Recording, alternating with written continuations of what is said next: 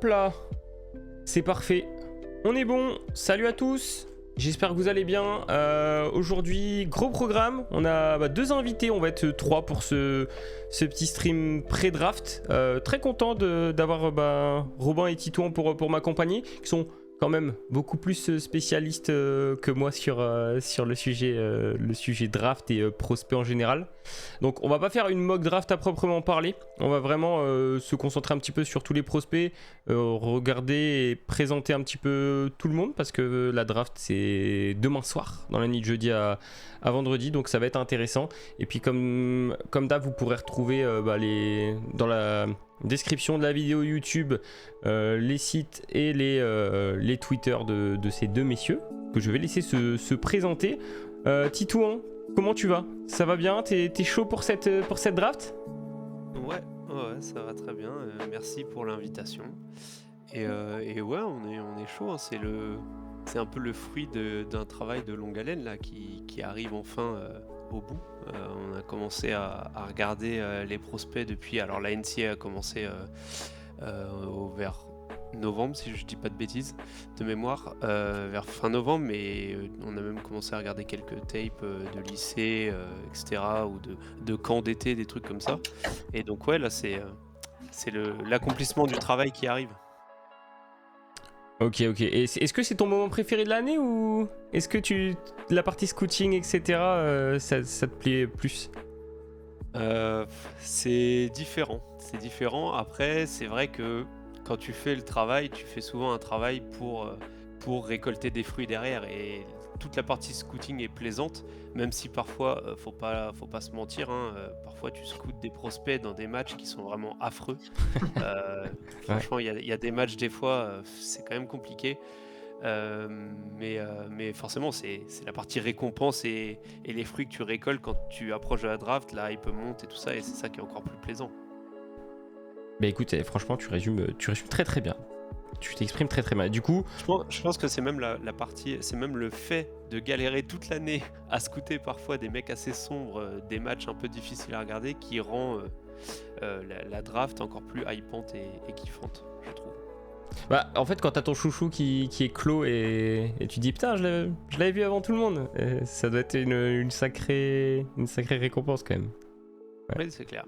Ok, et du coup, avant de passer à Robin juste après, où on peut te retrouver, toi? Café Crème Sport, Celtics Nation, globalement? Ouais, alors pour la partie Celtics, j'ai créé avec 6 autres collègues, j'ai créé un podcast qui s'appelle Le Trèfle depuis 1 an maintenant.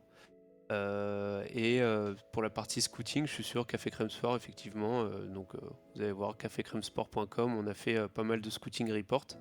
Il y en a quasiment une 30aine, je crois. Donc voilà. Et très très utile, hein. Moi qui prépare une petite vidéo sur la draft, je les hâte et j'aime beaucoup les petits scouting reports. Ça fait plaisir. Le travail paye. Et du coup, Robin, c'est la première fois qu'on échange tous les deux. Undrafted, est-ce que tu t'adoptes une petite franchise de cœur, un petit truc supplémentaire que tu fais à côté, ou c'est vraiment full NCA et un peu moins le reste? De base, pour l'histoire, moi j'ai commencé à suivre la NBA grâce à Jabari Parker. Ouais, d'accord. À l'époque des Bucks, et en fait j'ai lâché après la NBA. L'année où les Bucks se font éliminer par le Heat, c'était avant qu'ils soient champions. Donc c'est 2020 peut-être, si je me trompe sur l'année. Ouais, c'est ça. Je suis tombé amoureux du basket grâce à Jabari Parker, et petit à petit je me suis broché au prospect comme ça, et voilà, avec Undrafted, pareil, on suit les jeunes toute l'année, donc c'est cool aussi là, justement, ce moment où il y a un peu, comme disait, ça se concrétise, quoi. Ok, bah écoute, c'est parfait. Est-ce que vous avez un site internet aussi, ou c'est juste Twitter? Non, pour l'instant, juste Twitter, podcast, on a du YouTube, mais on compte grandir. Parfait. Bah de toute façon, plus on est de fous, plus on a d'infos. Ok, alors du coup, c'est un peu de l'impro, je vous cache pas. Je suis allé sur CBS parce que j'ai trouvé que leur site était plutôt bien foutu. Donc j'ai les mocks de plusieurs journalistes, il y en a 6, je les connais pas tous de nom. Donc je pense qu'on va juste écumer vite fait les premières places, enfin, surtout pour les joueurs un peu connus et tout, et qu'après on pourra descendre et vous m'arrêterez sur les joueurs où vous pensez qu'il y a vraiment un potentiel réel, un intérêt de les suivre, et après vos petits coups de cœur, on pourra peut-être finir sur ça, vos petits joueurs un peu plus loin dans le second tour ou fin de premier tour que vous voyez bien péter, et vous pourrez être fiers de le dire avant tout le monde. Ça vous va ? Ouais, Ouais, carrément. ça me va. Parfait. Bon, du coup, de toute façon, on l'a vu dans le chat, il y en a qui en parlent déjà. Victor Wembanyama, numéro 1. Est-ce que, déjà, vous avez un avis différent que celui de tout le monde ? Est-ce que vous avez des petites takes comme quoi Victor pourrait être pris ailleurs ? Non, je pense pas. Je pense que le débat a été clos, moi, il y a un petit bout de temps. Surtout à Vegas, là, quand il a fait ce match contre Scoot, je pense, et qu'il a fait une saison énorme. Donc moi, je pense qu'il n'y a pas de débat. Si toi, Oui, t'es non, d'accord, je ouais. Ouais, je pense pas non plus. Comme l'a dit Robin, je pense qu'à partir du moment où il y a eu le. Je pense que même avant le match contre la G-League Ignite, il n'y avait pas trop de débat. Mais oui, dès qu'il y a eu le match contre la G-League Ignite, là où Scoot n'a pas été mauvais, c'est juste que bon, en plus il s'est blessé et du coup il n'a pas pu jouer tout le match comme il voulait. Je pense que oui, ça, Victor a fait une croix sur une autre option que San Antonio. Ok. Et du coup, si je me trompe pas, j'ai vu San Antonio qui essaie aussi de monter pour Bilal Koulibaly. Alors, faudra voir un peu comment ça se passe. Parce que si je me trompe pas, Bilal a quand même pas mal monté récemment dans le classement. Et là où il est attendu, en dehors de la loterie ou fin de loterie, là, j'ai vu des gens le mettre en 8, 10 par là. Donc, faudra voir comment San Antonio peut récupérer ça. Mais ça peut être pas mal d'avoir les deux en vrai. Ouais, de ce qu'on a entendu, justement, les Spurs aimeraient faire plaisir à Wemby et avoir Bilal, mais surtout ils attendent aussi où est-ce que Bilal va atterrir, parce que il y a une grosse hype, et notamment ses agents font une grosse hype pour Bilal. Il y a même chez First Team, je crois que j'ai vu qu'ils en parlaient comme quoi apparemment les Mavs seraient sur Bilal, donc en 10, je crois, donc ça fait quand même Ouais. pas dégueu d'avoir deux Français dans le top 10. Ça s'est jamais arrivé de toute façon. Non, c'est vrai. Non, bah déjà très un seul Ouais. dans le top 10, je crois qu'il n'y a que Noah et Nilikina, si je dis pas de bêtises. Kylian Hayes, Et Kylian Hayes. Non. Comment C'est combien? Hayes c'est Ouais. 7. Ouais, je crois que c'est ça. Je crois Ouais, que Noah fait 9, Nilikina 8 et Hayes 7, je crois. Une connerie comme ça. Ouais, c'est cool, c'est 14, un truc comme ça. Ouais, c'est ça, 13, je crois. C'est Ouais, cool. 13-14 par là. Ouais. Ok, parfait. Bah, de son Bilal, on pourra revenir dessus juste après. Du coup, en 2, alors là, il y a Brandon Miller qui est annoncé du côté de Charlotte. C'est actualisé d'aujourd'hui. En haut, la date, c'est marqué que c'était actualisé le 21 juin. Donc, à mon avis, ils se sont peut-être basés sur les dernières infos qu'on a vu. On en parlait en off juste avant de lancer le stream. Vosges a annoncé Brandon Miller. Est-ce que pour vous, c'est un choix que vous comprenez, ou alors est-ce que Scoot, pour vous, c'est le joueur qui doit être deuxième ? Vu comment Charlotte gère. Enfin, vu comment Charlotte est gérée ces dernières années, on peut comprendre le choix. mais non, plus sérieusement, pour moi, il n'y a pas de débat, c'est Scoot Anderson. Après, je voudrais juste rappeler, parce que je l'ai vu quand même pas mal de fois ces derniers jours, certes, Scoot pour moi est le numéro 2. Par contre, ça veut pas dire que Brandon Miller n'est pas un bon joueur ou n'est pas un bon prospect. Ça reste un joueur incroyable. Alors Robin en dira peut-être plus que moi, mais ça reste quand même un ailier de 2 mètres, je sais plus combien il fait, il doit faire 2m06 ou un truc comme ça, ou 2m9 même peut-être, il est très grand, et qui peut shooter à 3 points de manière quasi élite, qui a montré des flashs au handle, au ball handling, pour pouvoir porter la balle, driver, qui a des bons outils pour défendre. Donc Scoot pour moi est l'incontestable numéro 2, mais il faut pas non plus dénigrer Brandon Miller pour valoriser Scoot Anderson. Bah, c'est très très bien résumé. Robin, du coup, toi, tu comprends le choix de Charlotte ? Parce que c'est vrai qu'ils ont la Melo Ball, donc un deuxième gros ballender à côté, ça fait pas forcément sens, mais on dit souvent qu'il faut drafter au talent à ce moment-là et pas trop au fit. Ah oui. Donc pour moi, si on prend la question du talent, scout est devant. Ouais. Comme a dit Titouan, je pense que c'est bien de rappeler que Brandon Miller n'est pas non plus un peintre.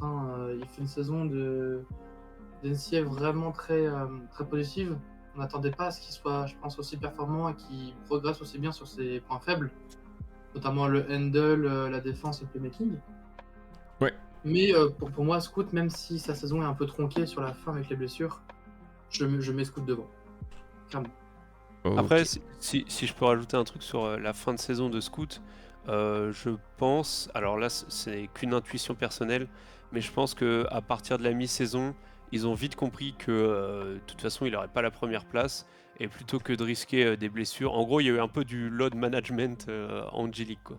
Moi je suis persuadé qu'il y a eu de ça et que le camp de Scout Anderson a dit écoute c'est quoi, t'as ton top 3 d'assuré. Tu sais que tu pourras pas avoir la première place, donc vas-y, mets-toi au frigo et le plus important c'est les années à venir, c'est pas cette année. Mhm. Carrément, parce que je vois pas trop de gens d'Alabama. C'est pas une fac que j'ai particulièrement suivi. Je sais pas s'il y a des gros joueurs qui sont annoncés pas loin. C'est quand même une grosse fac de base, mais. En fait, c'est une grosse fac de NFL, si je me trompe pas. Et Ouais. depuis qu'il y a Ouais, le coach, comment il s'appelle, Nate Oates, en ouais. fait, ils ont une sorte de développement. C'est quoi la première année, je crois que c'est Colin Sexton. En fait, ils prennent des joueurs aussi qui n'ont pas forcément réussi d'un point de vue scolaire. Des joueurs aussi qui ont des fois un mental un peu pas différent, mais je sais pas comment dire, Compliqué. compliqué, c'est ça. Et aussi des joueurs de JUCO, donc des ligues qui sont un petit peu qui sont inférieures. Ouais. Et du coup, il a construit un effectif, il construit pas mal d'effectifs comme ça très intéressant. Et il y a par exemple Noah Clooney cette année. Ils ont vraiment depuis 3-4 ans en fait une équipe. Du coup, maintenant en fait, grâce à cette espèce d'écosystème, le fait qu'il y a eu des Colin Sexton, bon, Josh Primo, ça a pas très bien réussi, même Pas si trop. le pic a été pris Mais le haut. comportement, tu vois. C'est ça, bah ouais, voilà. Ouais. Mais au final, il a réussi en fait une sorte vraiment de centre de formation assez intéressant pour la draft. Et ça Ce qui joue est bien en intér- fait. ouais, c'est ce que j'allais dire, ce qui est intéressant avec Alabama, alors c'est un peu paradoxal parce qu'ils n'ont pas récemment sorti des gros noms, ils ont sorti des bons joueurs, hein. Il y a Herb Jones qui vient de là-bas notamment, dans les draftés récents. Mais ce qui est intéressant avec Alabama, c'est que c'est une équipe qui joue, Nate Oates joue un basket très NBA-like en fait, avec beaucoup de spacing, beaucoup de pace, ça court beaucoup, ça shoot beaucoup à 3 points, ce qui change de quand même pas mal de programmes universitaires.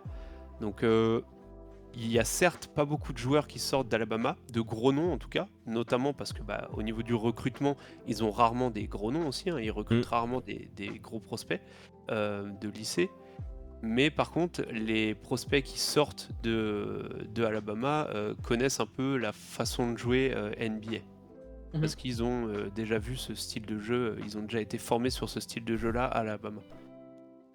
Ouais. Top. Bah écoute, merci parce que ça, c'est des choses qu'on connaît pas forcément quand on est simple observateur. Et si je me trompe pas, Brandon Miller, freshman, mais assez vieux quand même. Il a pas genre 21 ans, je crois, c'est ça, un truc comme ça? Il aura 21 au mois de novembre. Ok. Je sais plus quel jour exactement, mais... Donc c'est quand même 21 un mec un peu plus âgé que genre Bilal qui a 18 ans ou des trucs comme ça. il est plus âgé que pas mal de joueurs qui sont freshmen. Ouais. En fait, il a, on va dire, une année de retard, un an et demi de retard par rapport à d'autres freshmen, donc d'autres prospects de première année. Et c'est d'ailleurs un des arguments que j'avance moi pour le mettre derrière Scoot Anderson, même si c'est pas la seule raison. Mais c'est vrai que pour moi, c'est une des ombres au tableau, entre guillemets, parce qu'il reste quand même jeune. Mais un mec de première année qui, du coup, a pas l'expérience d'un junior ou d'un senior qui, lui, a déjà fait 2-3 ans de fac, voire 4 ans, Ouais. mais qui pourtant va déjà avoir 21 ans dans sa saison rookie, moi, ça me freine un peu dans la projection de son potentiel. Très très bien. Ok. Bon bah on va pouvoir clore le sujet. On peut parler vite fait de Scout. Alors G-League c'est peut-être un peu moins NCA, mais c'est quand même un prospect que vous suivez parce qu'il y a quand même pas mal de joueurs. Hein. Il y a Leonard Miller je crois qui est là-bas. Bon l'Overtime Elite c'est encore autre chose, mais est-ce que vous suivez aussi pas mal la G-League pour ça? Ou pas trop? Ouais, Il y a un Français aussi, il y a Sidi Sissoko qui Ouais. joue là-bas, qui est attendu fin de premier tour, début de deuxième, je pense. Mais ouais, la G-League, moi je suis pas mal. En plus, je trouve que il y a pas mal de matchs, surtout maintenant, là, depuis 2 ans, qu'ils ont commencé à faire un vrai truc sérieux avec la G-League et pas juste mettre des prospects en vrac et les laisser se débrouiller. Là, ils ont commencé à articuler avec des vrais vétérans autour, etc. Et je trouve que c'est vraiment. Les matchs deviennent vraiment sympas à voir. Vraiment, je trouve que en plus tu les vois jouer, c'est un autre contexte que l'universitaire. Tu les vois jouer contre des gars qui ont parfois 27, 28, 29 ans, qui ont fait des piges en NBA, donc il y a une vraie adversité en face.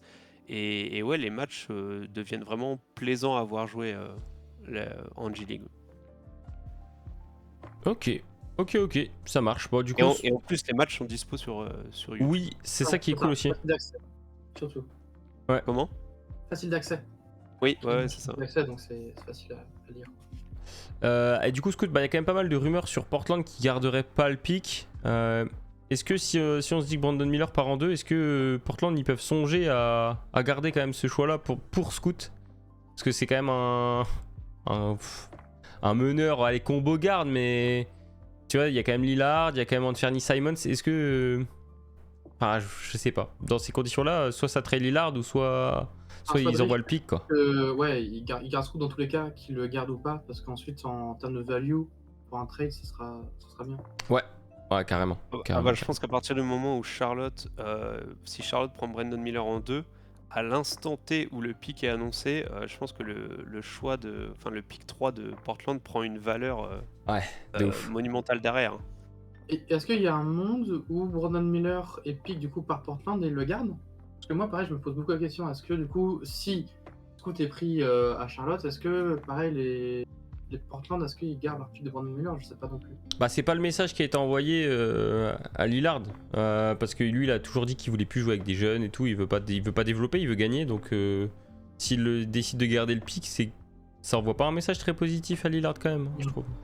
Le truc, c'est ce qu'on avait dit l'année dernière, et avec, je crois que c'est le pick 7 ou 6, je crois, qui prennent Sharp. Ouais, c'est ça Et au final, ils ont pris Sharp. Donc, alors, je ne doute pas qu'ils ont essayé de le trader, mais après, c'est toujours pareil. Si tu trouves rien, pas de trade intéressant, bon, tu peux. Enfin, bon, moi personnellement, je traderais Lillard. J'adore Lillard, mais au bout d'un moment. Si ça tenait qu'à nous, je pense qu'on garde Scoots et t'en fais la pierre angulaire de ton projet en fait. Surtout que tu commences, bon là on divague un peu, on part sur de la NBA et sur Portland, mais si tu commences ta reconstruction avec Anthony Simon, Sharp et le pick 3 qui est du coup potentiellement Scoot, sachant que si tu trades Lillard, tu peux récupérer pas mal d'assets en échange, Ouais. c'est quand même bien pour repartir. Carrément. Ok, bon bah je pense qu'on va clôturer le top 3. Ensuite, bon, là je vois qu'il y a Cam Whitmore à droite et Amen Thompson à gauche. Enfin, j'ai beaucoup plus vu Amen Thompson. C'est le tir, enfin de ce que j'ai vu, surtout au niveau des stats, c'est chaud. Le tir qui pose problème. Par contre, franchement, c'est peut-être sur tous les joueurs que j'ai regardé, le joueur qui m'a fait le plus kiffer dans son style de jeu. Je trouve qu'il est d'une fluidité vers le panier, d'une aisance en attaque qui est absolument ouf. Et à part le tir, est-ce que vous avez des petites choses qui pourraient remettre en cause ce choix? Moi, je pense que je vais laisser Tito en parler. Tu vas tailler dans le gras tout de suite? Non. Non, justement, ça va être l'inverse, mais c'est pour ça que je pensais que Robin allait parler en premier, parce que moi je vais le descendre un peu. Mais... Vas-y, descends-le.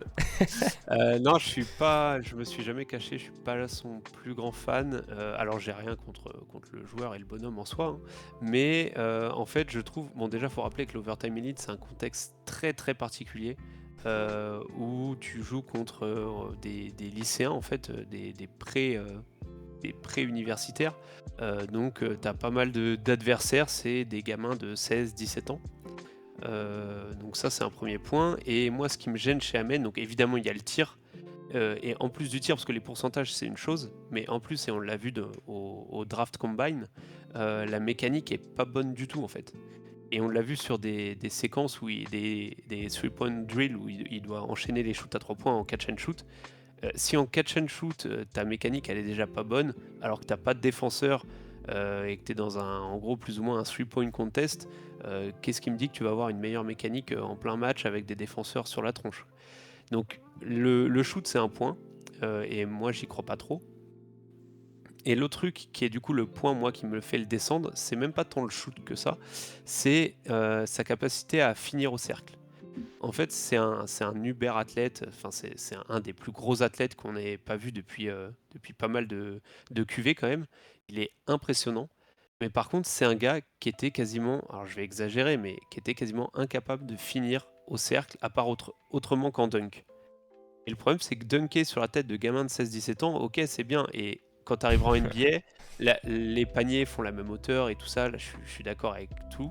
Mais le problème, c'est que tu vas pas dunker sur des gamins de 16 ans, tu vas dunker sur des gars qui ont beaucoup plus de taille, beaucoup plus de kilos. Tu vas devoir te faufiler dans des défenses qui sont beaucoup plus solides que ce que tu as eu en Overtime Elite. Et bon handle, uber athlète, mais s'il n'est pas capable de finir au cercle, j'entends par là la finition, le toucher, etc., je vois pas comment il va pouvoir survivre en NBA. Parce que les défenses vont... Si le gars, il peut pas shooter à 3 points et qu'en plus, il peut pas finir au cercle, à part sur quelques dunks, en fait, la défense, ça va s'adapter super facilement. C'est un très bon playmaker, mais la défense, ça va se dire, bah écoute, de toute façon, il est incapable de finir près du cercle à partir du moment où il y a un minimum de défense autour de lui. Bah, on va couvrir toutes ces lignes de passe et on le laisse s'empaler dans la défense, puis c'est tout. Alors, il est encore jeune, hein, il a 20 ans, il peut encore progresser, mais c'est vrai que je suis pas le plus hypé sur le joueur. Ouais, tu le prendrais pas en 4, quoi. Non. Et d'ailleurs, je trouve que son frère a peut-être moins de talent parce qu'il a moins ce profil de ball handler, ce potentiel de ball handler que peut avoir Amen Thompson, mais je vois une carrière plus longue, ou du moins plus safe, on va dire. Je trouve Ozar Thompson plus safe dans le sens où il y a ce profil de finisseur off-ball. Il a développé un shoot, même si les pourcentages sont pas parfaits, la mécanique est meilleure. Il a développé du shoot off-ball et tout, donc on en reparlera quand on reviendra à Ozar Thompson, mais ouais, je prends Amen Thompson plus bas, et je trouve que son frère est un pick plus safe, Ouais. même s'il a moins de potentiel. Ok, ouais, ça. Est-ce que. Enfin, c'est peut-être vache de dire ça, c'est un Jalen Green bis, vu que là on est chez les Rockets? Dans le profil long, très fin, gros athlète, 3 points, pas toujours.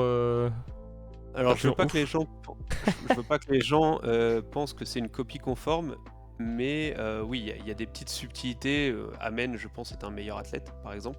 Ce qui est déjà ouf, parce que quand tu vois comment Jalen Green est un gros athlète. Mais je pense que Jalen Green a un meilleur shoot. Enfin, je le pense pas d'ailleurs, j'en suis sûr. Jalen Green a un meilleur shoot, un meilleur toucher. Après, oui, si on compare plutôt les profils plutôt que les joueurs en eux-mêmes, oui, c'est ce genre de profil arrière très jumper qui peut sauter partout et qui peut porter la balle. Ouais. Ok, et du coup, Robin, toi, t'es plus un fervent défenseur d'Amen. Ouais, j'aime beaucoup Amen. En vrai, moi, le truc qui m'a fait un peu tomber amoureux, c'est que j'ai l'impression que le joueur, il kiffe jouer au basket, tu vois. Genre, bon, on les a tous vus, les séquences où il fait des passes dans le dos, il fait des passes un peu n'importe comment. Et en fait, ce que j'aime bien chez lui, c'est que t'as l'impression qu'il joue par plaisir. Et je sais pas, je trouve que c'est surtout agréable. Après, les matchs de Ratam Elite, effectivement, c'est un contenu pas terrible. En plus, ils ont un système où il faut des interviews en plein match. C'est insupportable. Les maillots, il y en a qui sont horribles. Enfin, toute la Ratam Elite, pour moi, c'est un fiasco total. Mais ça, c'est un autre débat. Mais effectivement, en fait, le problème, c'est que c'est compliqué de juger un joueur dans le sens où il joue des gens qui n'ont pas son niveau, en fait. Ouais, C'est comme puis, si tu mets Yanis, bon, je compare, mais dans une équipe de fin de Jeep Elite, tu vois, il va se balader, en fait. Donc, c'est compliqué de juger un joueur aussi jeune, de se projeter en disant, OK, en NBA, il va tout détruire. Alors qu'au final, la projection est un peu faussée parce que t'as pas le vrai échantillon. Le seul échantillon un peu viable qu'on a sur Amen, c'est ce match de la dernière. Quand il joue contre des équipes australiennes, donc il y a les Adelaide 30ers, là. Les ouais, 36ers, ouais. c'est ça. Il y a aussi Creighton, équipe d'NCA. Et là, pour le coup, il était bon. Mais c'est vrai que sur 4 matchs, tu peux pas juger un joueur sur 4 matchs. Ouais. On a vu que sur ce match, il était au-dessus, mais ça veut pas dire qu'en NBA, c'est au-dessus.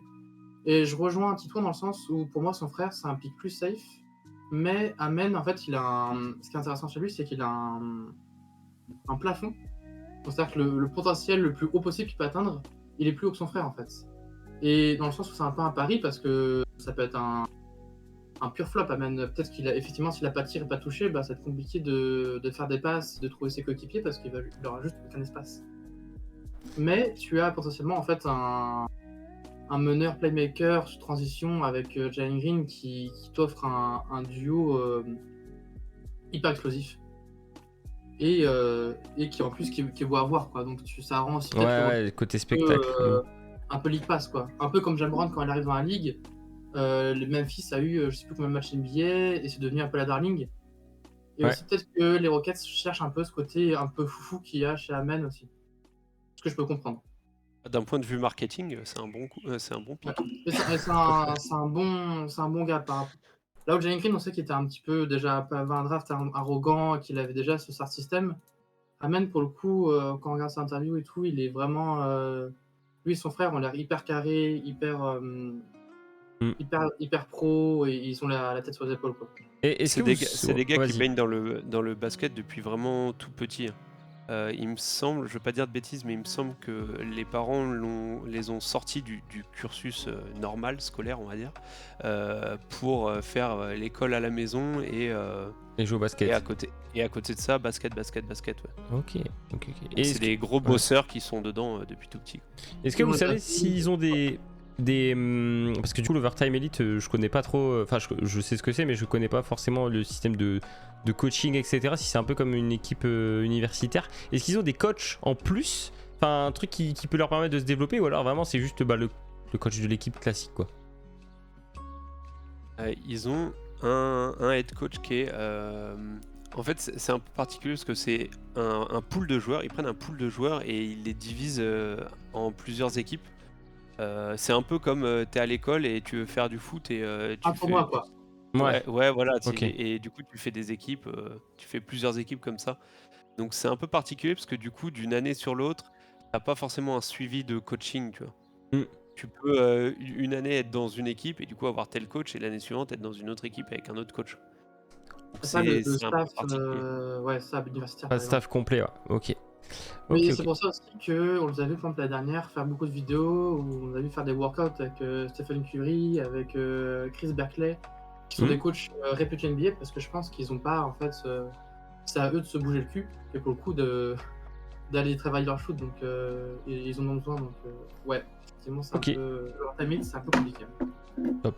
Et du coup, dans le chat, au tout début, on disait qu'il y avait parfois des matchs qui étaient difficiles à regarder en NCA, mais alors pour le coup, je pense qu'Overtime Elite, c'est tout en haut. À regarder, la récré, c'est vraiment... T'as l'impression de regarder... Vraiment, t'as l'impression de regarder une highlight, un All-Star Game de récréation de lycéens, c'est dur. Ouais, la défense. Et puis le système des interviews en plein match, moi je trouve ça insupportable.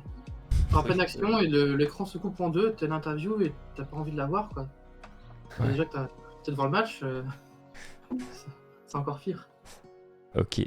Et du coup, juste pour info, alors apparemment dans le chat, il y a quelqu'un qui dit que Denver récupérerait le pick 29 et 32 de cette année et qui donnerait un premier tour et un deuxième tour aux Pacers.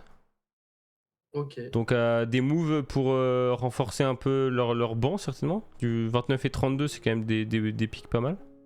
Ouais, il y a des joueurs assez aguerris là-dedans et je crois que c'est à cause de la perte de Bruce Brown. J'ai vu que Bruce Brown. Ça va être compliqué de leur signer Bruce Brown. Et vu la réussite de Christian Brown, je pense qu'ils espèrent avec cette draft avoir une sorte de vétéran, si j'ose dire, à la draft cette année.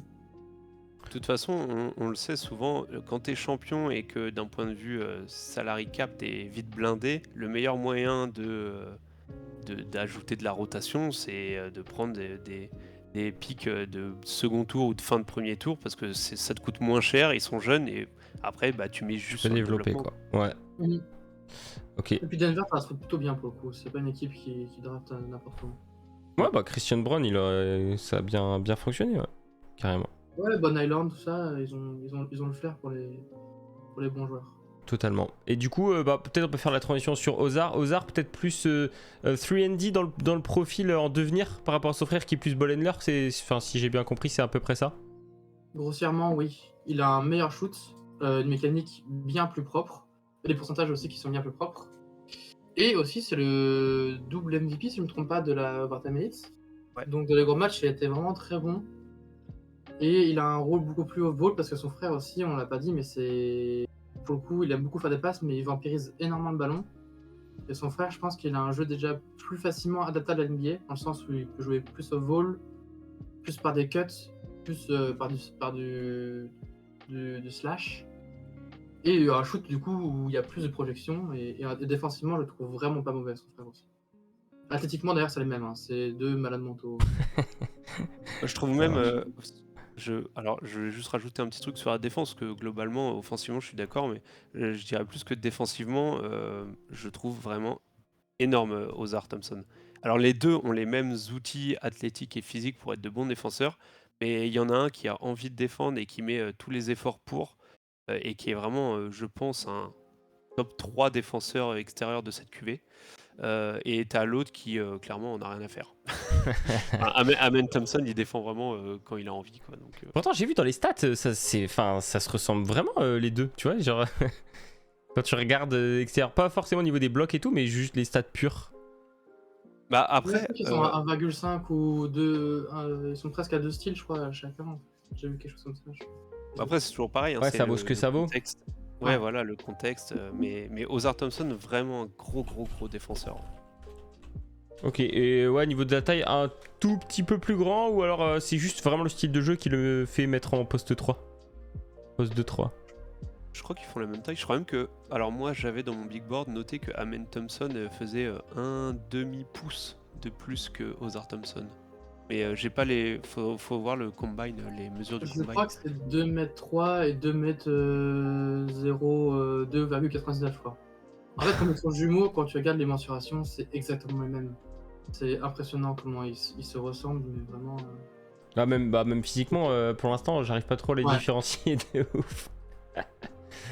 Heureusement qu'il y a des numéros sur le terrain, quoi. Ouais, carrément. Carrément.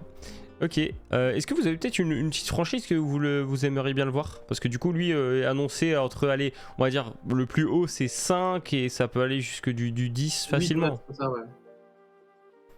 Donc, Pour le ouais. coup, j'ai vu pas mal de fans du Magic dire, alors je l'ai vu dans le chat, mais j'avais déjà vu quand j'en avais parlé avec Loris et tout ça, dire qu'ils ont besoin de shoot et que du coup Ozar Thompson serait un mauvais choix.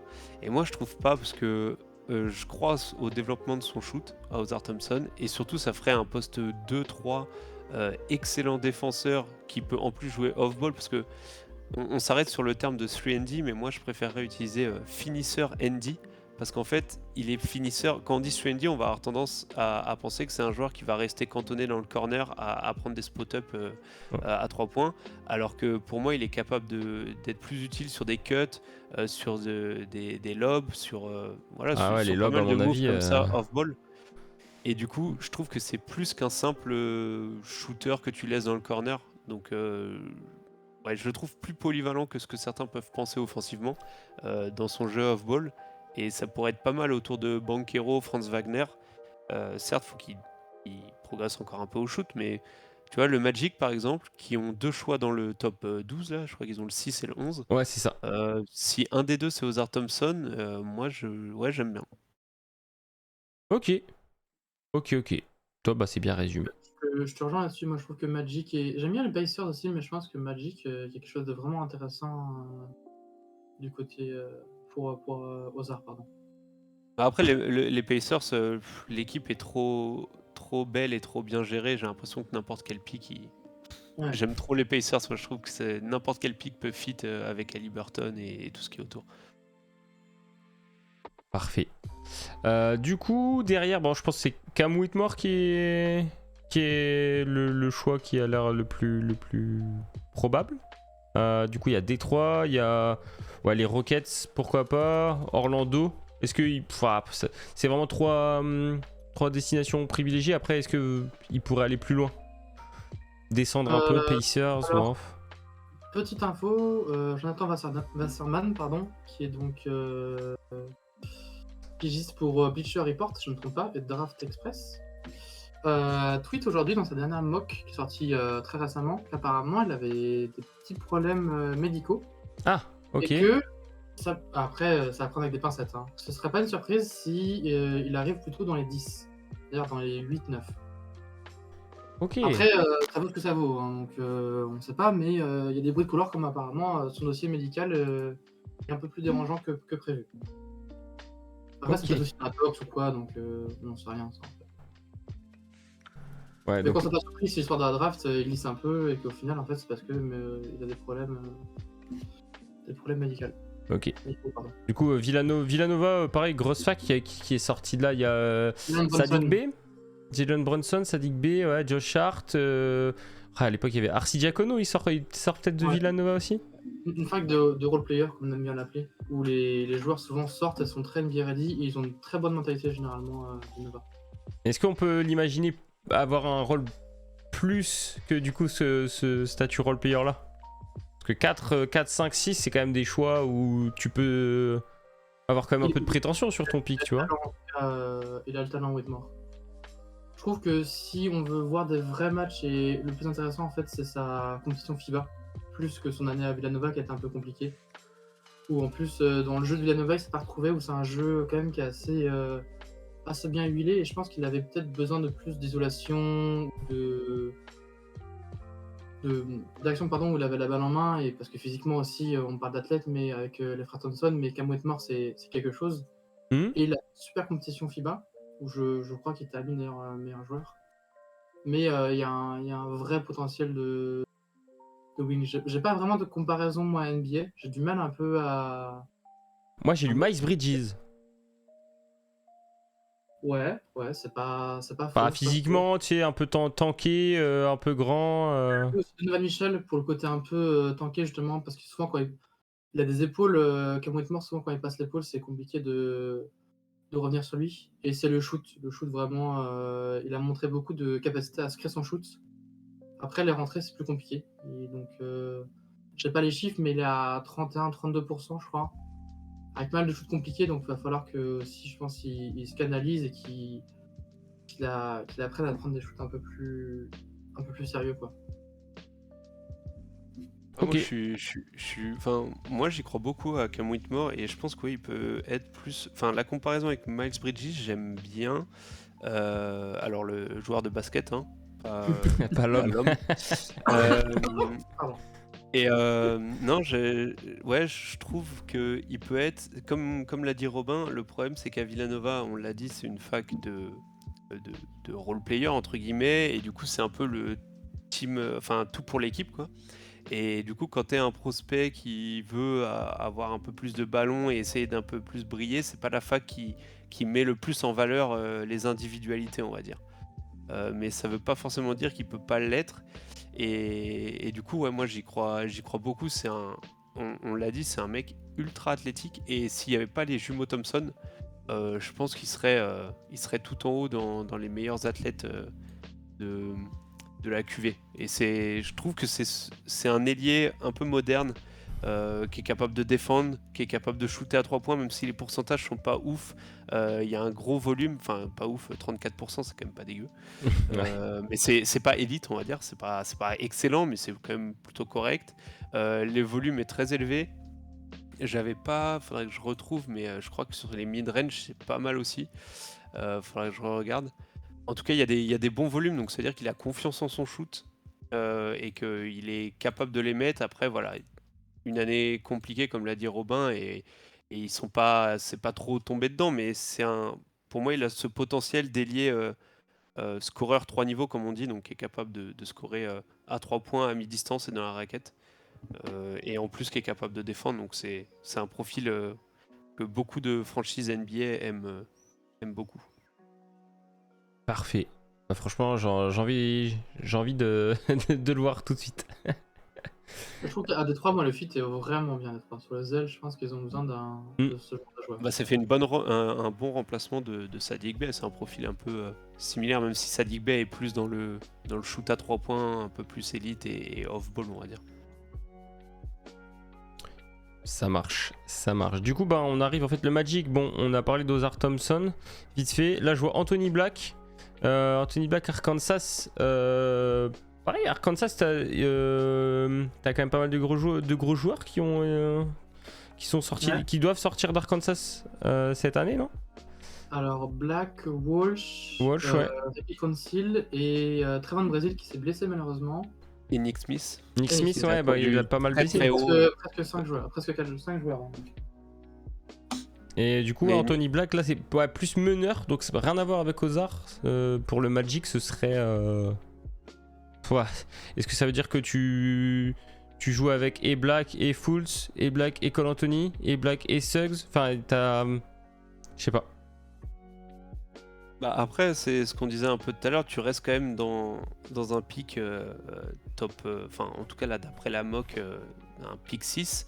Si tu le piques en 6, tu piques au talent, donc c'est que tu considères que c'est le 6ème plus gros talent de la QV. Bon, chose avec laquelle je suis pas d'accord, mais voilà, si le front office pense que c'est ça, ok. Enfin, ce que je veux dire, c'est que quand tu piques dans un top 10, tu réfléchis pas au fit. Après, par rapport à Orlando, si tu estimes que c'est un gros talent, moi ça me choque pas de placer Suggs en sortie de banc et du coup peut-être que tu surfes un peu sur Cole Anthony qui peut avoir une petite cote pour le trader, récupérer des assets et avoir du coup 3 guards qui se partagent un peu les responsabilités entre Suggs, Fools et Anthony Black.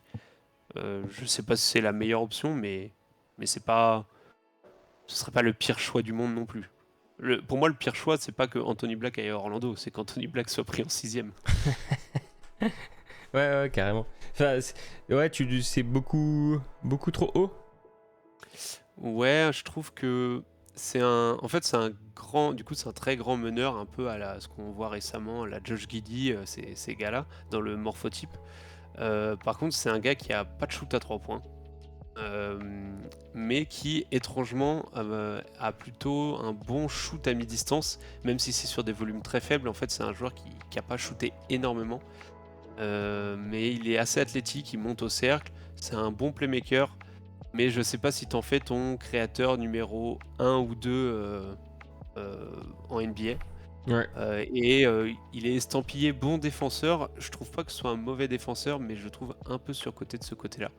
En fait, je trouve que c'est un défenseur intelligent, mais enfin un bon défenseur d'équipe. C'est un défenseur intelligent, mais je trouve pas que ce soit un très bon défenseur sur l'homme, en 1 contre 1. Ouais. C'est un peu en trompe-l'œil, du coup, les stats. C'est Je crois ça, qu'il y et a pas mal de styles et tout. C'est ça, mais en fait, les styles, si tu regardes que le style, tu peux te dire, ok, il fait beaucoup d'interceptions, mais oui, mais combien de fois il a voulu faire une interception qui s'est loupée et derrière, c'est surnombre pour les adversaires, par exemple. Alors là, j'en ai pas en tête, mais des fois, ça peut dire ça aussi. Donc, faut faire attention avec juste la stat du style par match, du nombre d'interceptions par match. Mais c'est vrai que voilà, pour revenir sur Anthony Black et sa projection, quand moi je projette son rôle en NBA, bah, je me dis qu'il y a des joueurs avec un rôle plus valuable que ce que moi je lui projette en NBA, c'est-à-dire moi je le vois plus comme un joueur, un meneur backup, on va dire, d'une équipe moyenne. Et par rapport aux autres noms qui sont pas encore sortis, il y en a que je projette bien plus haut et que je leur vois avoir un rôle plus important ou dans une équipe plus compétitive. Donc c'est pour ça que je descends un peu. Ok, ça marche. Bon, de toute façon, je pense qu'il faut qu'on accélère un peu, sinon on n'aura pas le temps de parler de beaucoup de gens. Peut-être parmi les autres meneurs qui sont proposés par rapport à Black, il y a Kayson Wallace, Dylan Uchifino. Bon, après, non, Ramirez pas du tout. Mais est-ce que si une équipe a besoin d'un meneur, sur qui il faut partir par rapport à ces 3 joueurs-là? Est-ce qu'il y en a un qui est au-dessus pour vous? Alors, c'est pas vraiment une draft avec tellement de postes 1.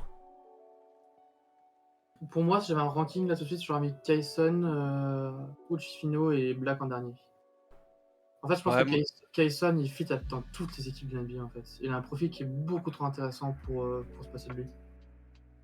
Ouais, plutôt d'accord, mais du coup moi je vais prêcher une autre paroisse histoire de faire un peu de la diversité. Moi je suis un gros fan de Jalen Uchifino d'Indiana. C'est un des. Alors, Cason Wallace est probablement un des meilleurs défenseurs extérieurs de la QV, peut-être si ce n'est le meilleur défenseur extérieur de la QV. Mais Gianluigi Chifino discute dans ce classement aussi, je le trouve très fort défensivement. Et surtout, c'est un excellent playmaker. Le shoot à 3 points est plutôt bon, même s'il faut encore que ça se développe. Mais surtout, c'est un très bon shooter à demi-distance. Il est un peu capable de finir au cercle, même s'il doit encore améliorer un petit peu son toucher. Mais il était aussi dans une équipe qui tournait autour de Tracy Jackson Davis. Mais Jalen Uchifino, pour moi, beaucoup plus haut que Anthony Black. Ouais. Et Kayson Wallace en 1, ça s'entend aussi. Ok, Ouais, ok. on est d'accord sur Black en 3. Ça Ouais. fait plaisir. Oui. Ah, Et Black, c'est- il est et devant moi, pour la chevelure, quoi. Et moi, j'ai même un troisième meneur que je mettrais devant Anthony Black, Ouais. qui est devant d'ailleurs dans mon big board, c'est Kobe Buffkin, qui est le meneur de combo Michigan. guard de Michigan, merci, que je trouve assez incroyable. Et qui est plus attendu entre 10 et 15, voire Ouais, là, même je vois du 12, 13. 18. Ouais. Ok. Buffkin, il fait 2 ans, non? C'est ça? Ouais, ça C'est un peu année. plus vieux. Ça peut voir. C'est ça. Ok. Ok, mais du coup, là, c'est qui est parmi toute cette liste? Est-ce qu'il y en a qui est vraiment pass first? Parce que si je me trompe pas, Buffkin, c'est vraiment plus scoring. Est-ce qu'il y en a un qui est un peu En fait, plus. ils ont des profils un peu différents. Cason Wallace, c'est vraiment du off-ball 3 points défense. Anthony Black, t'as défense playmaking. Et Ochifino, c'est vraiment, je pense, complet. Moi, j'aime bien les comparaisons que Malcolm Brogdon. Ouais. Bon, un peu moins de shoot, mais dans le profil. Moi, j'avais hyper Derrick vorace. White. Derrick Pas White, hyper ouais. vorace en termes de ballon. En fait, qui fait tout après bien. Et qui vraiment peut s'intégrer facilement dans un effectif parce qu'il a pas de point faible et sur un terrain, il va pas. Par exemple, là où Anthony Black, on sait que le shoot et aussi les fautes parce que. Je ne vais pas non plus en reparler, mais effectivement, défensivement, je trouve qu'il est trop agressif. Et là où Ochifino, pour moi, et Wallace sont meilleurs en défense que Black. Ok. Top. Et Écoutez, Buffkin a plus le rôle de scoreur et pas mal en défense aussi, Buffkin. J'aime bien sa défense. moi. Ouais. Beaucoup plus longiligne que Ouais, il est très- il y a un Wallace et peu- Ochifino, qui sont plus Ouais. durs sur l'homme, on va dire, plus tankés. Parfait. Du coup, après, on a un petit duel. Alors là, pareil, je sais que ça dépendra un peu de l'équipe, mais Tyler Hendricks et Jarvis Walker. Est-ce que vous avez pareil donc là, dans les deux cas, ils mettent Indiana et Utah en 7 et en 9. Est-ce que du coup, vous avez une petite préférence pour l'un ou pour l'autre? Moi, ça me va l'ordre là, franchement. Jaras à Indiana, ça fit parfaitement. Et pour moi, Jaras, c'est quand même. Je trouve que c'est un meilleur joueur qu'Hendricks. Même si j'aime beaucoup Hendricks. Ouais, pareil, j'ai Walker plus haut que Hendricks chez moi. Dans mon big board, il y a même un tiers de différence entre les deux. Mais par contre, les deux, c'est des profils ultra rares. Hein.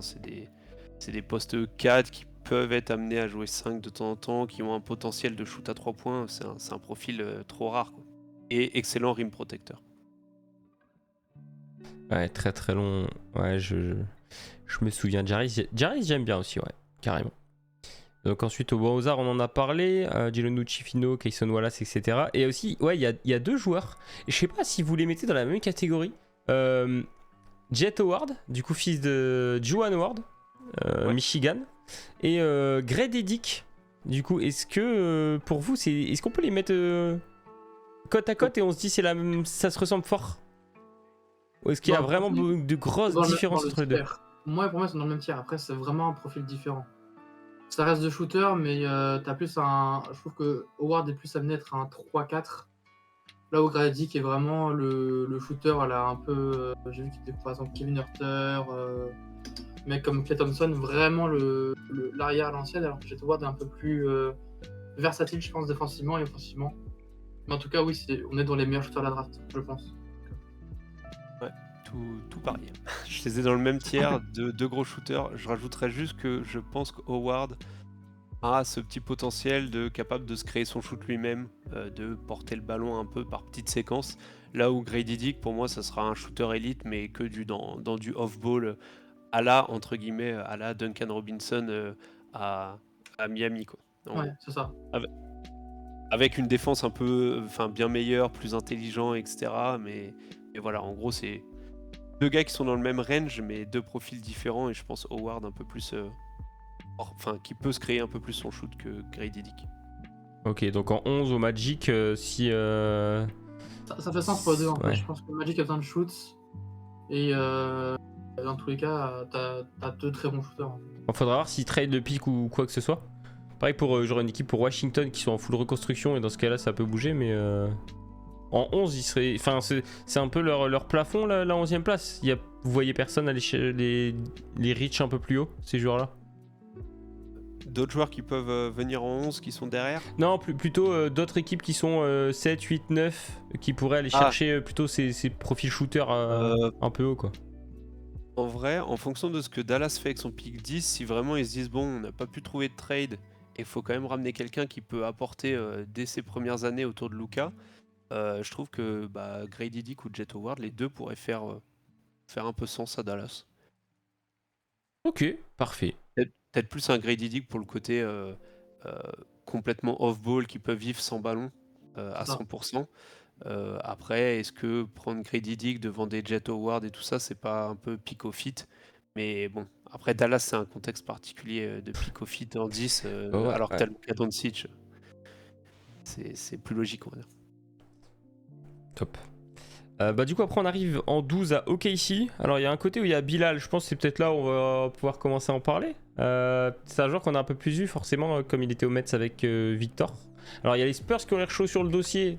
Faudrait voir où et comment ils pourraient le récupérer. Mais Bilal, moi je trouve que c'est pas mal à OKC.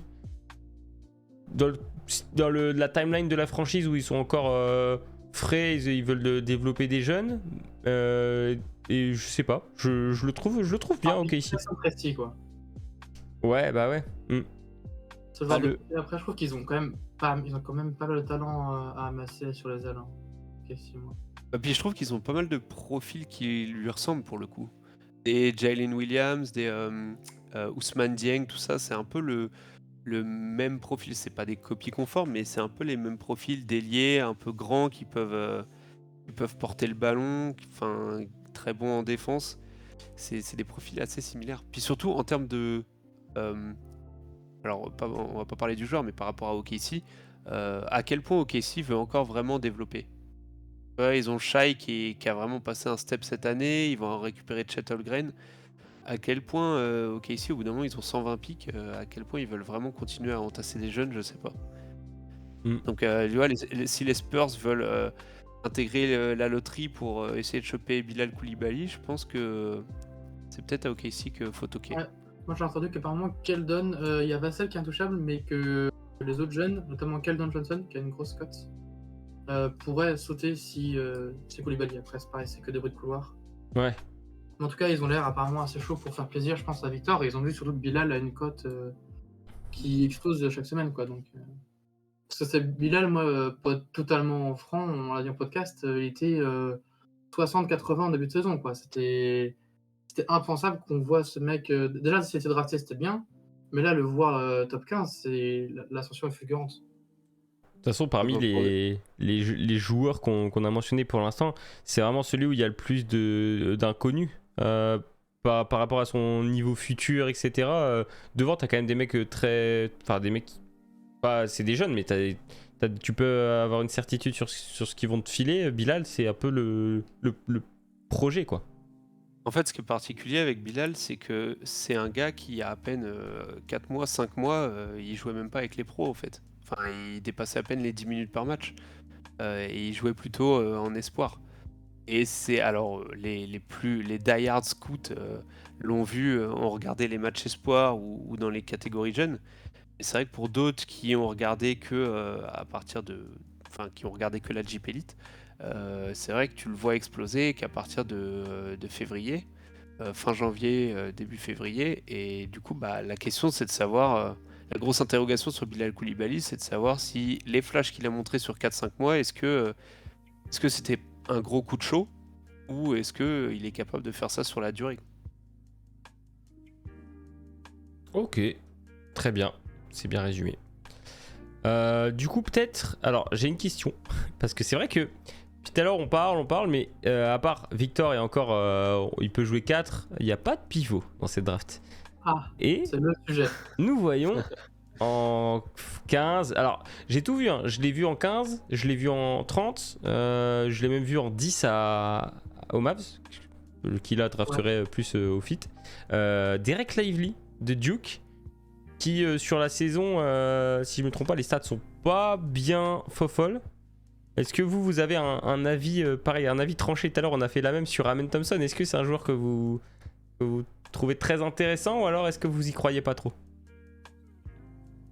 Si, moi j'y crois pas mal. Après, à Duke, c'était une année un peu particulière parce qu'il n'était pas du tout au centre. Je veux pas dire qu'il n'était pas dans le projet, mais c'était pas du tout lui la pièce maîtresse à la base. C'était la plus grosse recrue, c'était Derek Whitehead, qui s'est blessé au pied et du coup qui a pas mal chuté dans les mocks. Et à côté de lui, il avait Kyle Filipowski qui finalement retourne à la fac. Et lui, c'était un peu le troisième, quatrième larron de l'attaque. Et du coup, il avait un peu les tâches ingrates de rebond, protection de cercle, en second rideau, peu de ballons au poste. Enfin, vraiment, vraiment le boulot un peu le pivot éboueur, on va dire, comme on dit souvent. Euh, mais je trouve qu'il s'en est plutôt bien tiré. C'est, je pense, un des meilleurs, si on enlève Victor, c'est le meilleur protecteur de cercle de la QV. Et comme tu l'as dit, il y a tellement peu de pivots de toute façon dans cette QV qui pourrait être pris très très haut et beaucoup plus haut que ce qu'il aurait dû être dans une QV différente, juste par la rareté du profil dans cette QV en fait. Tout simplement parce qu'un rim protecteur potentiellement élite, dans cette QV, derrière Avec deux. Victor, t'en as pas en fait. Donc, Jarry, c'est un peu comme ça ou pas trop? Non, pas à ce point-là, je pense. Pas, Mais il pas, est pas, beaucoup- pas- ouais, Même plus Slagi, petit, plus à la petit. limite, mais. En fait, il y a vraiment pas ce profil, quoi. C'est pour ça que moi, par exemple, dans mon board, il est en 23, alors que quand j'ai fait le mock, je le mets en 10, parce que je me dis que Dallas, ils ont besoin d'un pivot comme ça qui fait ce genre de rôle. Ou même, on parle des Lakers, on parle des Pels. Tu veux un pivot qui en plus a quand même un beau plafond, parce qu'il a montré même dans les shooting drills à la combine qu'il savait shooter, Ouais. et qu'il avait quand même de la protection de cercle, et qu'il savait quand même faire son rôle de pivot. Donc tu fais un pivot qui est presque déjà près des one et qui a potentiellement un tir intéressant, qui peut écarter, bah c'est go quoi. N'hésite pas. Et des mecs comme Jarras Welker ou Taylor Hendricks, c'est à la base des postes 4 parce qu'ils sont un peu petits pour être estampillés poste 5, qui vont, je pense, en NBA à terme pouvoir jouer quelques minutes poste 5, mais ils auront quand même ce déficit de taille, même si Taylor Hendricks a des longs segments et qui saute partout. Ils pourront jouer un peu 5, mais t'as pas ce vrai grand de plus de 2m10, 2m12, là, ce 7-footers qui protège la Ouais, raquette Walker de Kessler, manière élite. des trucs comme ça qu'on a eu. C'est ça, ouais. 2m16 c'est ça. Alors que Walker et Hendricks on est plus sur 2m8, 2m9 quoi. Ah, j'avais même Walker Hendricks plus petit que ça, mais ok. Après, ils Je sont crois qu'il était à longs, 12. mais ouais, c'est pas, Ouais, ça. pas le même profil. Ok.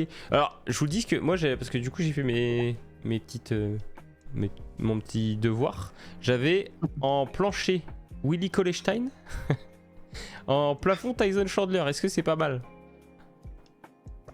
Tyson Chandler des Mavs. Ah oui, pas celui des Knicks. Celui des Lakers.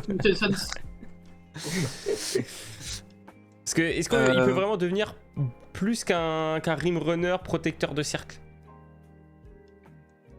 Moi je pense que oui, dans le sens où il peut écarter, et du coup ça peut vraiment être intéressant à partir du moment de toute façon où un pivot est capable d'écarter, même si c'est du 35% 3 points, ça reste toujours hyper valuable dans un spacing NBA actuel. Après, faut pas dénigrer entre guillemets le profil de rim runner, rim protecteur, surtout quand c'est élite en la matière, parce que si tu regardes la plupart des équipes compétitives Gobert, en NBA ces hein, derniers temps, je veux dire même les Warriors qui ont gagné l'année dernière, ils avaient alors je sais pas si on peut dire élite, mais ils avaient ce rim runner, rim protecteur avec, j'ai perdu son nom, Kevin Looney. Kevin Looney, ouais.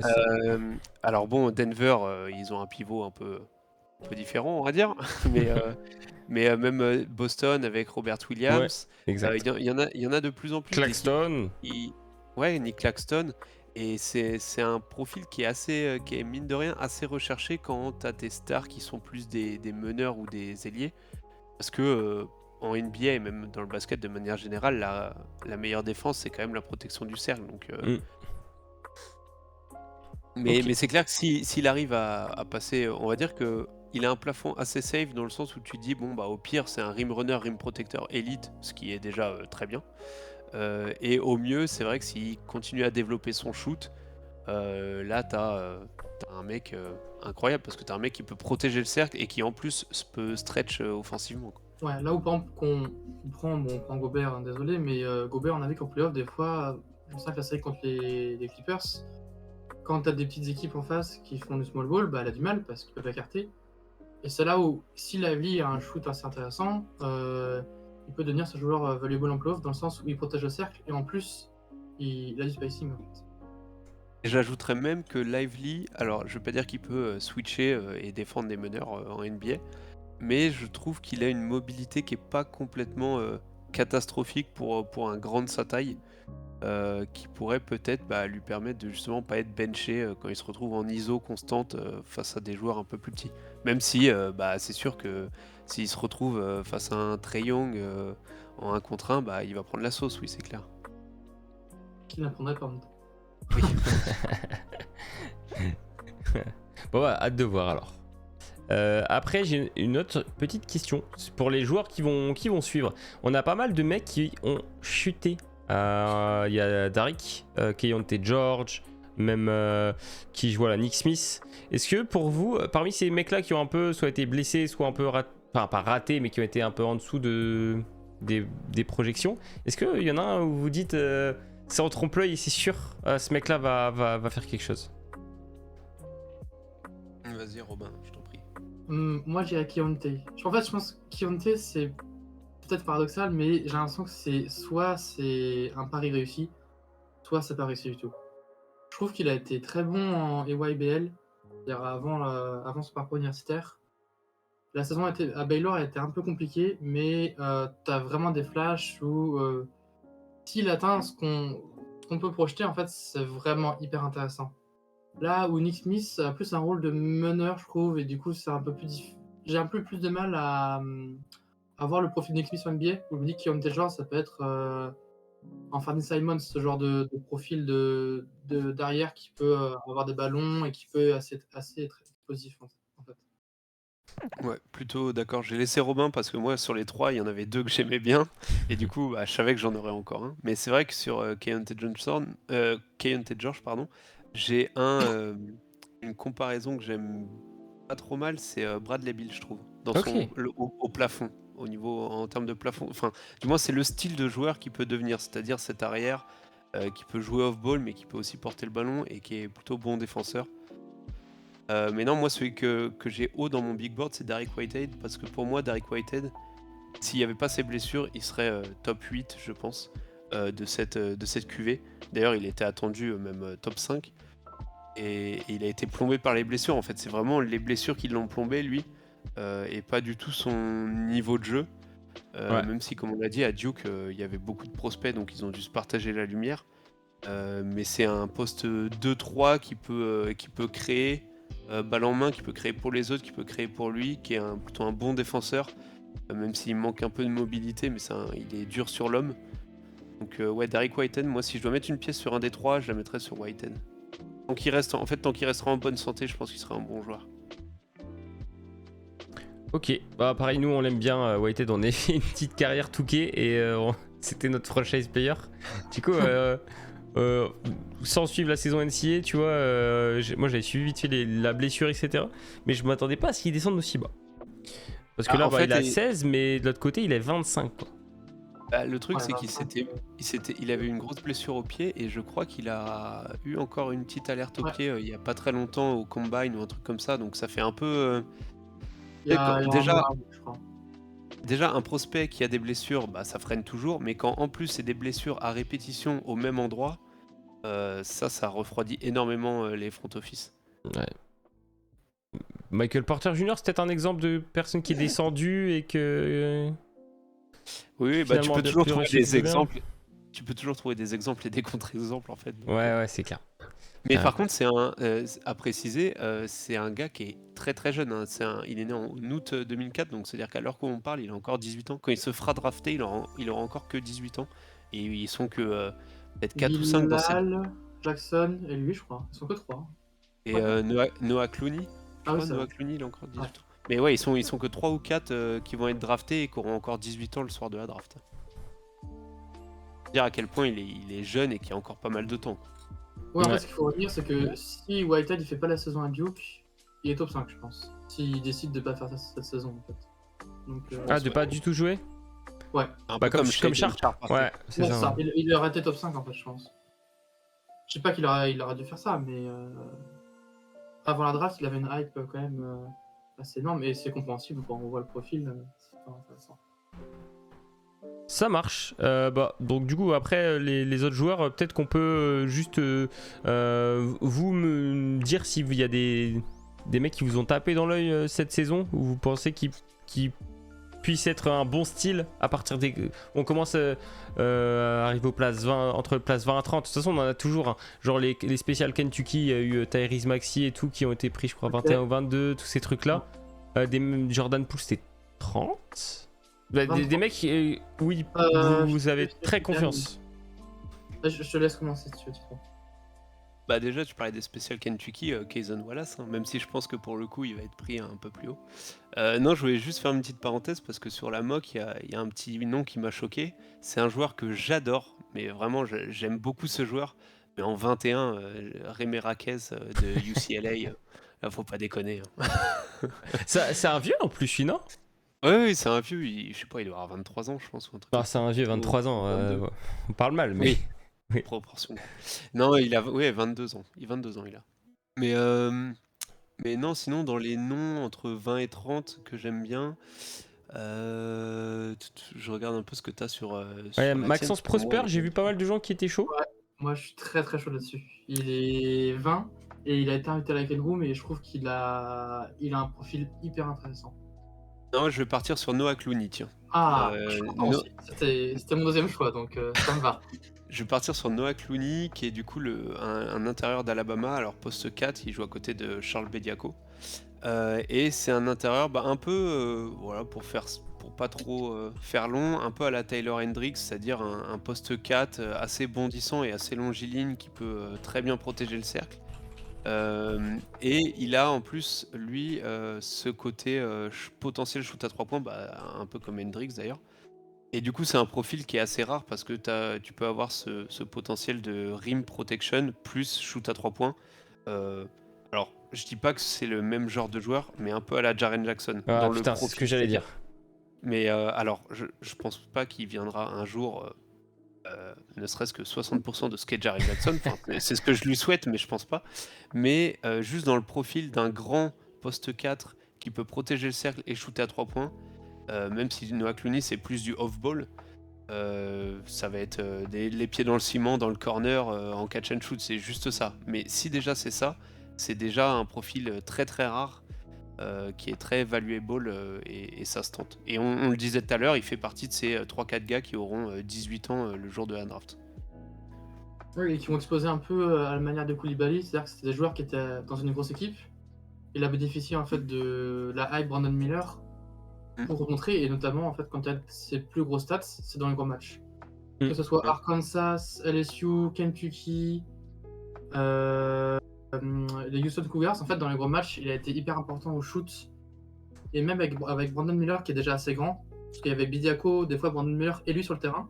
Donc des fois ils oscillent entre poste 3 poste 4. Il va faire 2m7 je crois. J'ai trouvé hyper mobile moi, et il tourne quoi à 1,3 comptes par match.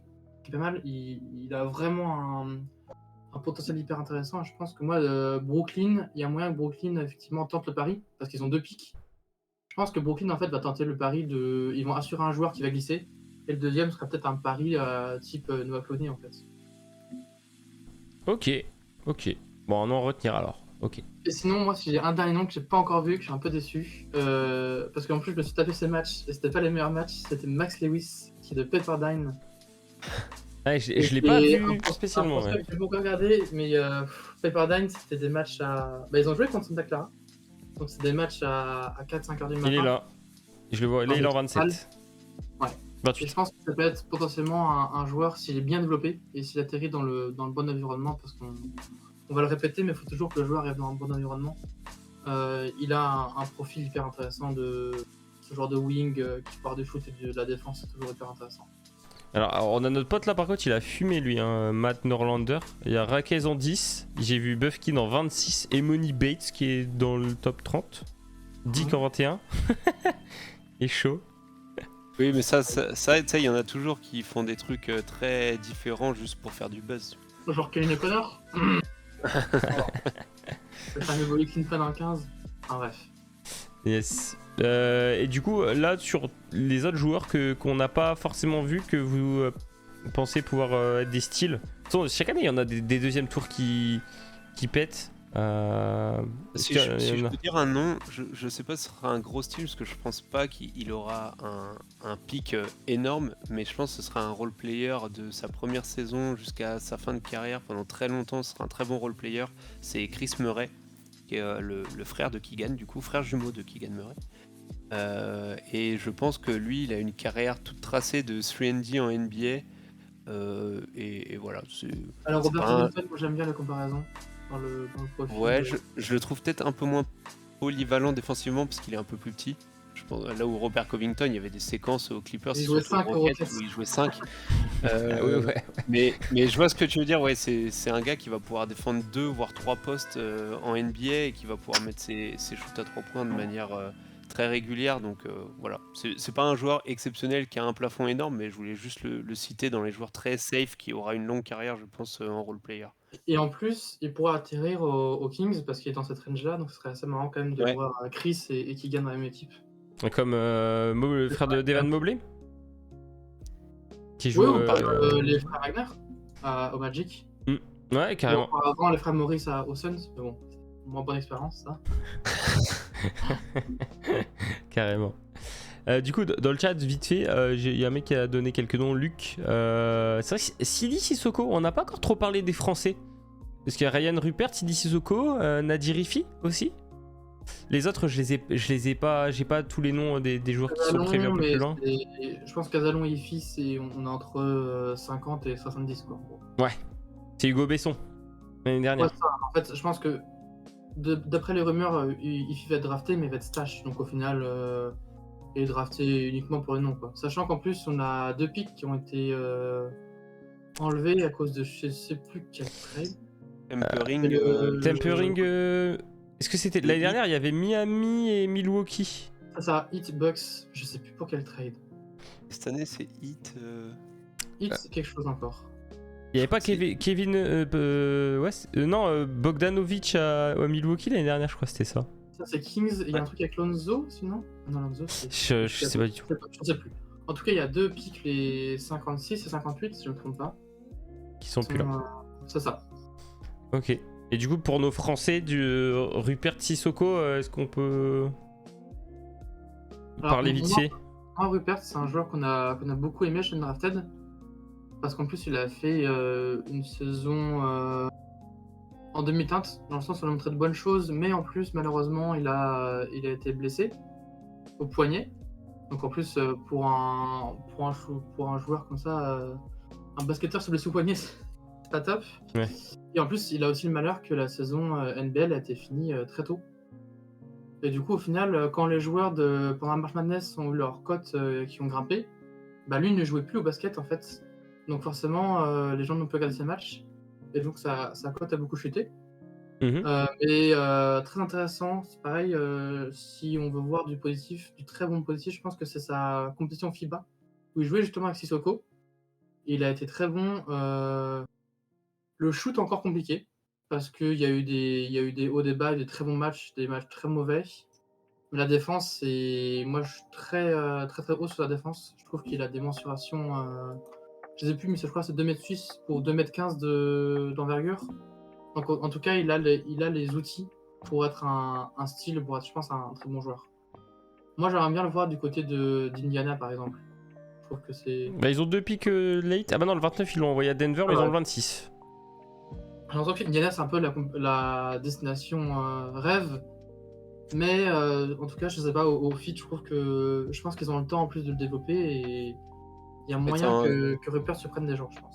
T'as un bon, enfin là-bas c'est un peu la destination facile parce que t'as un bon coach, t'as une bonne ossature de jeunes, t'as un bon environnement dans le sens où c'est pas New York ou Brooklyn ou Lakers où tu vas être sous le feu des projecteurs à la moindre mauvaise sortie. Donc ouais, c'est un peu la destination facile pour un prospect. Très bien, En très gros, bien. de ce qu'on sait de Rupert, parce qu'on est un petit peu en contact avec son agence, du coup, comme Sport, qui est la même agence que Wembanyama, il est un peu déçu justement de sa saison et il a beaucoup travaillé du coup son shoot parce qu'il a vu que c'était un peu son point négatif et que sa blessure au poignet l'a beaucoup freiné, quoi. D'ailleurs, ça se voit, enfin ceux qui veulent regarder les matchs de NBL, allez voir les matchs de début de saison et les matchs d'après-saison. On voit l'impact de la blessure, alors on les voit dans les pourcentages déjà, mais surtout on les voit dans sa façon de prendre des shoots. On voit que en début de saison, il a une bonne mécanique, il est gainé, droit, les appuis sont impeccables. Et en fait, après la blessure, on sent qu'il se désaxe quand il shoot comme s'il avait un manque de puissance dans le poignet dû à sa blessure et qu'il devait du coup forcer un peu son shoot pour compenser son manque de puissance. Donc voilà, le plus important, ça va être de savoir comment il a récupéré de cette blessure. Après, ouais, comme Robin l'a dit, défensivement, c'est élite. Par contre, offensivement, tant qu'il n'aura pas de shoot, je ne sais pas s'il pourra gratter beaucoup de minutes en NBA. Donc, un projet, il est encore très jeune. Mais... Et si on peut rester sur notre positive, il a été invité à Green Room, donc c'est qu'il a un minimum de hype. Ouais. Oui. Ça veut tout rien dire, mais quand t'es invité dans les... C'est quoi, ils sont 23, c'est quand même que t'as des équipes qui s'intéressent à toi dans cette range-là. Donc je pense que la range de Rupert, quoi, on est sur du 20-35, comme ça. Ok. Ouais. Ça paraît cohérent par rapport à ce qu'on voit depuis tout à l'heure. Top. Ok. Bah écoutez, je sais pas si vous avez d'autres choses à rajouter. Je sais pas, soit des joueurs que vous voyez flop. Est-ce que parmi tous les joueurs qu'on a cités depuis tout à l'heure, même haut placé ou non, est-ce qu'il y a quelqu'un où vous vous dites... On a parlé d'Amen Thompson tout à l'heure, mais est-ce qu'il y a un joueur où vous dites aïe aïe aïe, je le sens pas très bien? Ça, c'est méchant. Moi, c'est Anthony Black. Je suis désolé, mais j'ai Anthony vraiment... Black? Ouais.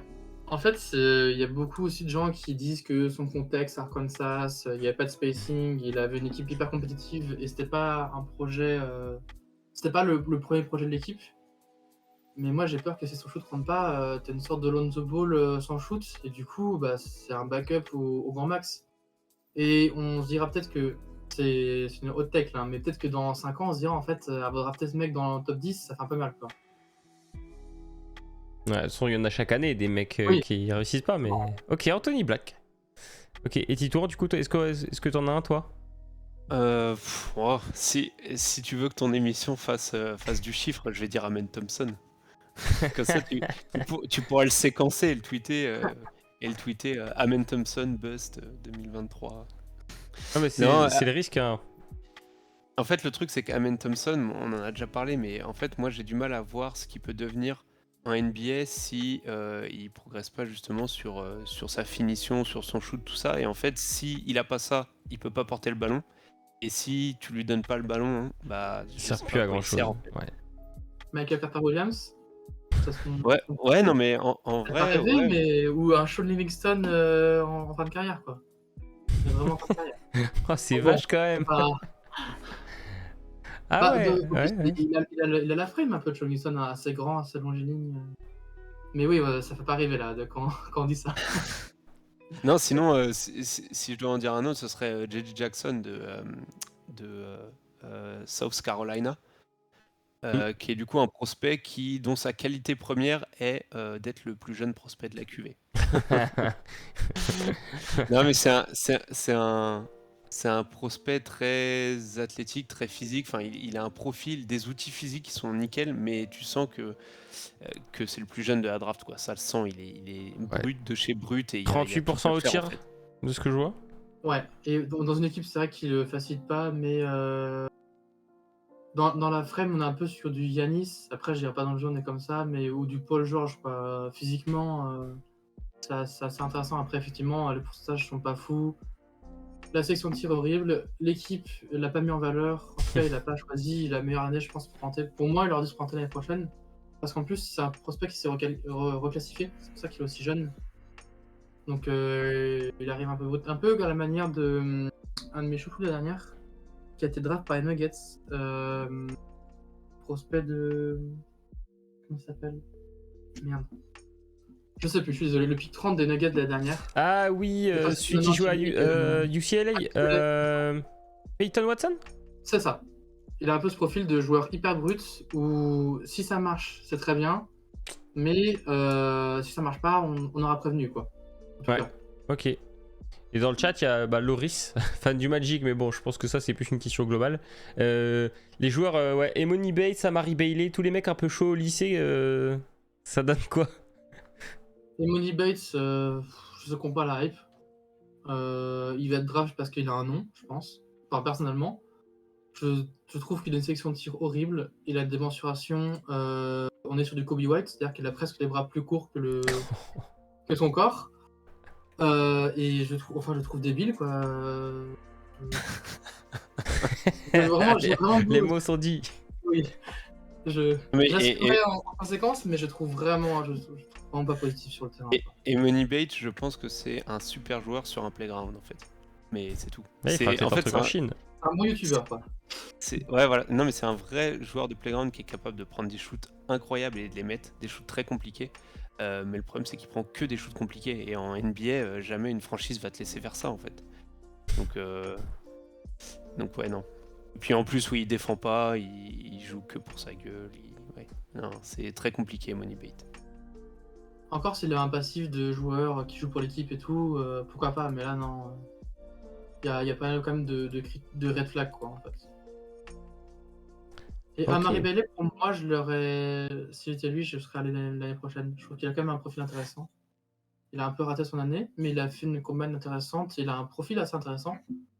Mais je pense qu'il aurait pu se prendre l'année prochaine parce qu'il n'a pas la hype qu'il avait en tout cas en début de saison. Ok. Bah écoutez, je pense on a fait un plutôt beau résumé, hein, finalement. Ouais. On a beaucoup parlé au début des premiers choix. Mais je retiens, Titouan Amen Thompson, quand il sera MVP des finales. De l'année, Ouais. pas de souci. On y reviendra. On fera le procès. Mais Comme je dis à chaque fois, j'ai rien contre les joueurs en eux-mêmes. Hein. C'est Ouais, tout le mal ouais, que ouais. je lui souhaite de devenir un All-Star, multiple All-Star et tout ce qu'il veut. Puis il y a le contexte qui va avec. Hein. Il y a des joueurs qui vont réussir parce qu'ils ont le bon contexte et qu'ils ont les bons environnements. Et inversement, un autre qui est peut-être très bien été scout et au final qui atterrit dans le mauvais environnement au mauvais moment, à la mauvaise timeline. Ça, c'est important de le préciser parce que ouais, il y a tellement de facteurs qui entrent en compte dans la réussite d'un joueur en NBA.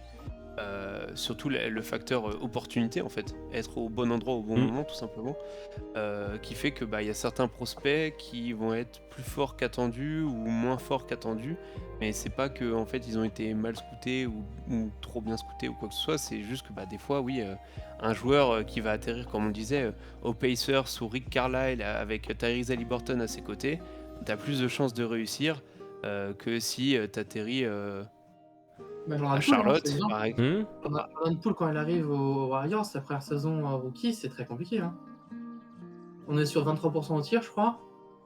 Il était meilleur sur des pull-ups que sur des catch and shoot. Et au final, il passe un an en fait en G-League ensuite. Et après, il va chercher son contrat. Mais la première année de Jordan Poole, c'est l'un des pires rookies des dernières années, je pense.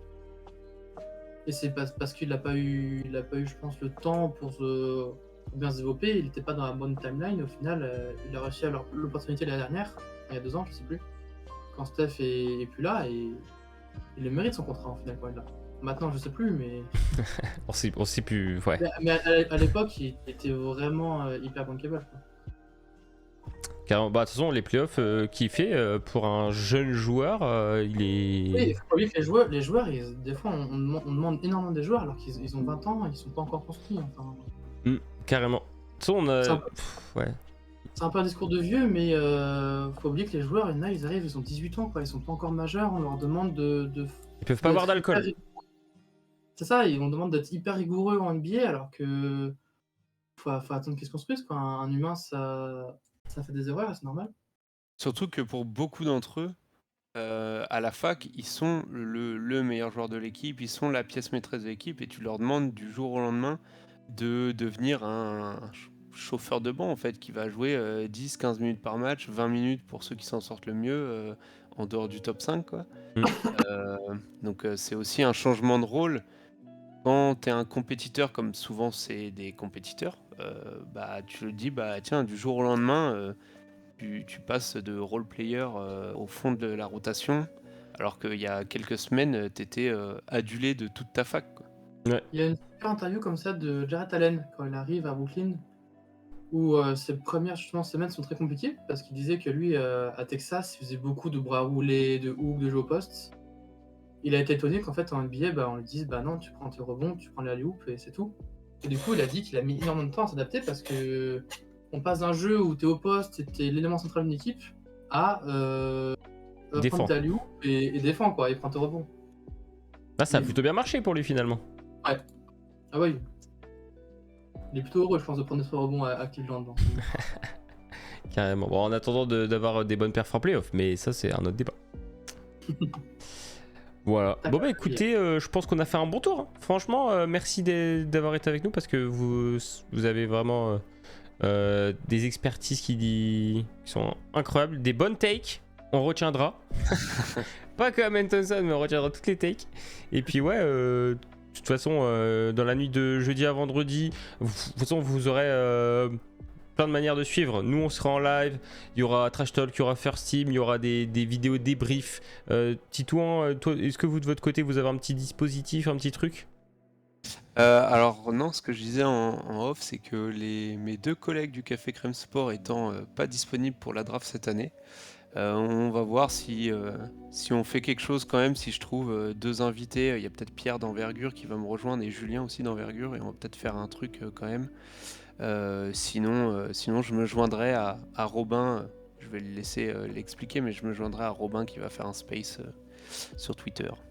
C'est ça, on a prévu un petit truc tranquillou comme la dernière, où après de réact tout au pic et chacun pourra monter pour exprimer son avis, donc un truc vraiment très chill si jamais. De toute façon, en tout cas, du contenu, je pense que tout le monde en fait, et il y en aura pour tous ceux qui veulent pas. Il y aura de quoi faire.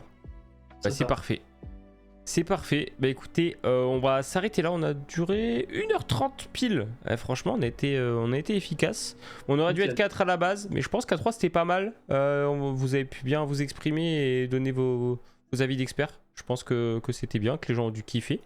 Bah encore une fois, du coup, merci à tous ceux qui sont venus dans le chat. Il y a RMC aussi apparemment qui va faire un petit dispositif spécial, voilà, sur Bein Sport, etc. pour suivre la draft. Et ouais, du coup, merci à tous d'avoir été là.